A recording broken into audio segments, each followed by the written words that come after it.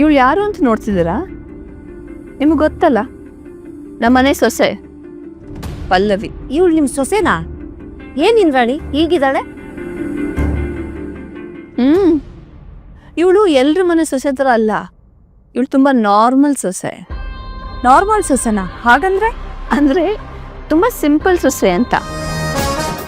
ಏನು ಪಲ್ಲವಿ ಹೀಗೆ ನಿಂತಿದ್ಯಾ? ಮನೆಗೆ ಗೆಸ್ಟ್ ಬಂದಿದ್ದಾರೆ, ಹೋಗು ನಾರ್ಮಲ್ ಆಗಿ ಒಂದು ಕಾಫಿ ಮಾಡ್ಕೊಂಡ್ ಬಾ. ಮಗ ಸೊಸೆ ಮೊಮ್ಮಗ ಅಂತ ಖುಷಿಯಾಗಿ ಕಾಲ ಕಳಿತೀರ.